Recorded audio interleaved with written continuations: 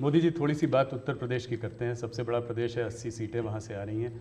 क्या इस बार आप लोग 2014 का रिकॉर्ड तोड़ पाएंगे? 71 सीट लाई थी बीजेपी, 73 एनडीए। इस बार अगर देखें तो अखिलेश और राहुल साथ में चुनाव लड़ रहे हैं और दमखम के साथ जो है पूरे परिवार को उन्होंने वहाँ से उतारा है। खुद कन्नौज से लड़ रहे हैं अखिलेश जी, डिम्पल मैनपुरी से लड़ रही हैं, फिरोजाबाद, आजमगढ़, तमाम जगह से उनके परिवार के लोग लड़ रहे हैं। हो सकता है कि कहते हैं कि गांधी लोग भी शायद वापस अमेठी और रायबरेली से लड़े। तो इस उसमें आप इस चुनाव को कैसे देखते हैं? राहुल जी, आप जितने गर्व से सब उतरे हैं, सब उतरे से 4 बार बोल रहे हैं। नहीं नहीं, गर्व से ये मजबूरी है कि क्या है? परिवार के लोगों को उतारना पड़ रहा है, ये मजबूरी है। ये उनका मूल कैरेक्टर है, इसके सिवा उनके पास कोई है ही नहीं। फैमिली मेंबर के लिए लड़ना, फैमिली मेंबर के लोगों के लड़वाना, यही खेल है।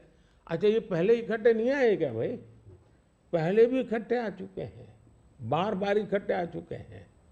लेकिन उत्तर प्रदेश की जनता को अपना भविष्य क्या है उसकी समझ पूरी है, और इसलिए मैंने पार्लियामेंट में कहा था कि आज उत्तर प्रदेश की और देश का हाल ऐसा है कि बड़े बड़े नेता लोकसभा के मैदान से भाग रहे हैं, राज्यसभा का रास्ता खोज रहे हैं, और हुआ वैसा ही है। बड़े लोग ने चुनाव लड़ने के लिए तैयार नहीं है जी। लेकिन हम एक जिम्मेवारी के साथ काम चल रहे हैं, सबको साथ लेकर के चल रहे हैं, और मुझे पक्का विश्वास है कि अब शायद कुछ बचेगा नहीं उनका, कुछ नहीं बचेगा। 2014 से बेहतर परफॉर्मेंस होगी, उनका कुछ बचेगा ही नहीं जी। एक सवाल और, आप इसका पार्ट जवाब दे चुके हैं इसलिए मैं उसको संक्षेप में पूछूंगा। ऑपोजिशन कांग्रेस सब आपके पीछे कहता है कि सरकार जो है ईडी, सीबीआई, इंटेलिजेंस एजेंसीज का इस्तेमाल कर रही है। आपने कहा है कि ईडी इंडिपेंडेंट है। सिर्फ एक सवाल यह है कि ऐसा देखा गया है कि 25 नेता का एक एनालिसिस एक न्यूज़पेपर ने की थी कि 25 नेता जब ऑपोजिशन पार्टी से बीजेपी की तरफ आ गए तो उसमें से 23 लोगों के ऊपर से जो है इस तरह के केसेस को या तो ठंडे बस्ते में डाल दिया गया या ड्रॉप कर दिया गया। इस बारे में पहली बात है, एक भी केस ड्रॉप नहीं किया गया है। जो अदालत कहेगी वही होगा, हम कोई निर्णय नहीं लेंगे, स्वतंत्र है। दूसरी बात है, पॉलिटिकल लीडरशिप के केस कितने हैं भाई? ओनली 3%। 97% अच्छे अच्छे ब्यूरोक्रेट जेल में है। आखिर के इन संस्थाओं का जन्म क्यों हुआ है भाई? अगर इन संस्थाओं का जन्म इसी काम के लिए हो तो काम नहीं करेगी क्या? और अदालत इतनी बड़ी है जी, किसी को जमानत नहीं दे रही है अदालत, तो अदालत देखती होगी ना भाई। और भ्रष्टाचार के मामले में हम कम से कम उसको लाइट न ले जी। सचमुच में देश में चर्चा होनी चाहिए कि पहला एक जमाना ऐसा था, आपको आरोप लगता था ना तो भी हल जाते थे। आज गुनाह सिद्ध हो चुका, सजा हो चुकी, फिर भी आप हाथ ऊंचा कर कर करके फोटो निकलवा रहे हो। आप भ्रष्टाचार का महिमा मंडन कर रहे हो। इस देश में ये आलोचना का विषय होना चाहिए। भ्रष्टाचार को न्यू नॉर्मल के रूप में ट्रीट नहीं करना चाहिए, वरना इस देश का बहुत नुकसान होगा जी। ये सवाल बीजेपी और अदर्स का वाला नहीं है, देश के लिए ठीक नहीं है कि आप इसको न्यू नॉर्मल बना दें। और मैं देख रहा हूँ धीरे धीरे धीरे ऐसा वातावरण बनाया जा रहा है, हाँ ठीक है यार वो तो चलता रहता है। यही तो देश, गरीब आदमी मर रहा है जी।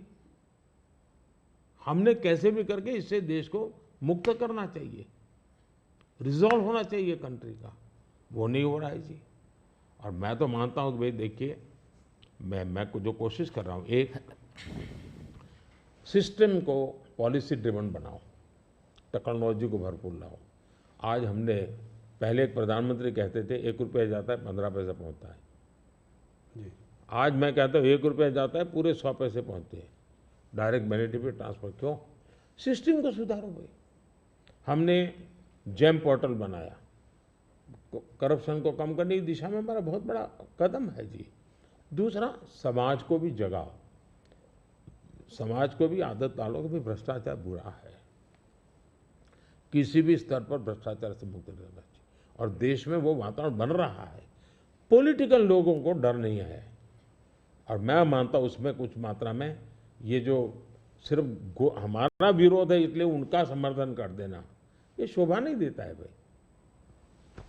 आपने पिछले कार्यकाल में काफ़ी बड़े काम किए, आर्टिकल 370 को रद्द किया, सीएए को लेके आए, मगर ऑपोजिशन लीडर्स इस कैंपेन में सब कह रहे हैं कि अगर वो सरकार बनाएंगे तो इन सब को जो है सीएए को रिपील कर देंगे। ममता बनर्जी खास करके कह रही हैं सीएए को इम्प्लीमेंट नहीं होने देंगी। इसको आप कैसे देखते हैं? पहली बात है कि जिसको भारत का संविधान समझ है, जिसको भारत के फेडरल स्ट्रक्चर का पता है, किसके पास कौन काम है वो सब पता है, वो कभी ऐसी बात बोलेंगे नहीं, क्योंकि ये उनके अधिकार क्षेत्र का विषय ही नहीं है। जी। अगर मोदी भी राज्य का मुख्यमंत्री होता है तो नहीं कर सकता है। जो भारत सरकार के विषय हैं वो भारत सरकार करेगी, जो राज्य सरकार के विषय होते हैं वो राज्य सरकार करेगी। लेकिन जनता को मूर्ख बनाने की फैशन हो गई है, जनता को अंधेरे में रखने, इसलिए वो कुछ भी बोलते रहते हैं। दूसरी बात है, मैं चैलेंज करता हूँ कांग्रेस पार्टी कल प्रेस कॉन्फ्रेंस करके बता दें कि हम 370 वापस लाएंगे, क्योंकि 370 हटने के बाद ये लोग संविधान की इतनी बड़ी बातें करते हैं ना, जी। बाबा साहब अम्बेडकर के नाम पर हमको इतनी गालियाँ देते हैं। हिंदुस्तान में बाबा साहब अम्बेडकर का संविधान पूरे देश में लागू नहीं हुआ था। जम्मू कश्मीर में 70 साल तक भारत का संविधान नहीं लगा है। ये हमने आकर के भारत के संविधान, और वहाँ दलितों को पहली बार आरक्षण मिल रहा है जी। वाल्मीकि समाज वहाँ रहता है, वहाँ पहली बार आरक्षण मिल रहा है। ये सब क्या बातें करते हैं जी। और उनकी हिम्मत है क्या, वो प्रेस कॉन्फ्रेंस करके बोले कि हम 370 फिर से वापस लाएंगे। हिम्मत है तो कोई भी दल हिम्मत है तो आ जाए मैदान में। मोदी जी, बंगाल की तरफ चलते हैं। वेस्ट बंगाल में जो है इस बार चुनाव काफ़ी ज़ोरों में लड़ाई हो रही है। पिछली बार जब आप 2019 में 18 सीट लाए थे 42 में, तो लोग चकित रह गए थे, लोगों को उम्मीद नहीं थी कि आप 18 सीट लाएंगे। इस बार आपके एक नेता ने कहा है कि 36 सीट आ सकती है। राजनाथ जी ने मुझसे इंटरव्यू में कहा था कि 36 सीट आ सकती है। कैसे देख रहे हैं इस वक्त माहौल को? देखिए, जहाँ तक लोगों का चकित वाला जो आप कह रहे हैं ना, उनका प्रॉब्लम यह है कि मुझे 10 साल हो गए, अभी भी वो मानने को तैयार नहीं कि देश की जनता ने मोदी नाम के किसी व्यक्ति को प्रधानमंत्री बनाया। तो ऐसी एक जमात है जो देश के मैंडेट को स्वीकार करने को तैयार नहीं है जी। अब हकीकत है भाई कि देश की जनता हमको समर्थन दे रही है। आपने हिसाब लगाया था नहीं होगा नहीं होगा, वो तो आपकी गलती थी जी।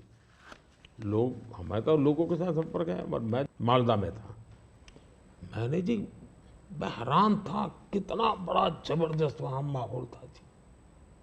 अब जनता जनार्दन का विश्वास बन रहा है कि देश में एक स्थिर मजबूत सरकार है। बंगाल में भी उसका परिणाम अच्छे मिले। और टीएमसी के शासन में महिलाओं पर जो अत्याचार हो रहे, संदेश खाली की जो घटना है, पूरे देश को हिला दिया है जी। और उसका गुस्सा निकलना ही निकलना है मतदान में। आखिर जनता के पास तो मताधिकार है, उसी से अपना गुस्सा निकालेंगे जी। तो गुस्सा निकलना है, बहुत स्वाभाविक है। आपने देखा होगा नोटों के ढेर, क्या कभी आपके टीवी वालों ने इतने सारे नोटों के ढेर कभी पकड़े गए देखा था? पिछले कुछ सालों में आप लगातार 50 करोड़ के ढेर, 300 करोड़ के ढेर, 250 करोड़ के ढेर, 200 करोड़ के ढेर, देश चौंक गया है जी। आप कितना इसको दबाने की कोशिश करो, लेकिन देश के दिल दिमाग में स्थिर हो चुका है कि ये लूटने वाले लोग हैं। तो इस बार जीत और बड़ी होगी। बिल्कुल क्लीन स्वीप कर रहे हैं। उड़ीसा को कैसे देखते हैं? उड़ीसा में आपने जो है बीजेडी का साथ छोड़ा। भारतीय जनता पार्टी वहाँ अलग रही है। बीजेडी ने मुद्दों के आधार पर समर्थन केंद्र में हमारा समर्थन किया था, मुद्दों के आधार पर जी। और ऐसे बहुत से दल हैं जो मुद्दों के आधार पर हमें समर्थन देते रहे हैं। तो बीजेडी का हमारा नाता हो रहा, राज्य के अंदर हम बिल्कुल, उड़ीसा की पूरी अस्मिता खत्म हो रही है भाई। उड़ीसा की अस्मिता संकट में है। उड़िया लैंग्वेज वो खतरे में आ रही है। और मैं नहीं मानता कि उड़िया के लोग अब ये लंबे अरसे तक इसको सहन कर सके। इतने संसाधन है जी। आज उड़ीसा देश का रिचेस्ट स्टेट बन सकता था जी, रिचेस्ट स्टेट, लेकिन क्या हालत बना के रखी है। तो अब उड़ीसा के सामान्य मानवी के अंदर एस्पिरेशंस है जी। और मुझे लगता है कि हमें सेवा का मौका मिलना चाहिए। हम उड़ीसा को कहाँ से कहाँ पहुँचा कर देंगे। उड़ीसा से बात बिहार की भी करते हैं। बिहार में आपने फिर नीतीश जी के संग वापस जो है आपका गठबंधन उनके साथ है, उस गठबंधन के साथ लड़ रहे हैं, कैसे देखते हैं? पिछली बार 39 सीटें थी आपकी 40 में, क्या इसको रिपीट कर पाएंगे? पहले एक तो हम चुनाव असेंबली का 60 लड़े थे, जी बाद में वो कहीं गए फिर वापस आए, तो हम जो जनता का मैंडेट है उसके अनुसार साथ में है। जी जहाँ तक जन समर्थन का सवाल, कल मैं बिहार में ही था, जी जो जन समर्थन मैं देख रहा हूँ जी, अनप्रेसिडेंटेड, इतनी गर्मी में कोई पैंडल नहीं, कुछ नहीं, जी और लाखों लोग जिस प्रकार से इस बात से जुड़े हुए हैं, मैं साफ देख रहा हूँ जी कि बिहार में पहले हम एक आध सीट शायद हार जाते थे, शायद इस बार एक भी नहीं हारेंगे, 40 में 40, एक भी नहीं हारेंगे। बहुत बड़ा बयान है। हाँ। मोदी जी बहुत बहुत धन्यवाद आपका, आपने अपने समय इतना समय निकाला। आपके नारे की तरह इस बार हमारा भी एक नारा है, अगली बार सिर्फ न्यूज़ 18 पर आर पार। बहुत बहुत धन्यवाद, आपने हम लोगों को समय दिया। चलिए, बहुत बहुत धन्यवाद। धन्यवाद. सगळ्यांना माझे नमस्कार. सगळ्या महाराष्ट्रातल्या जनतेला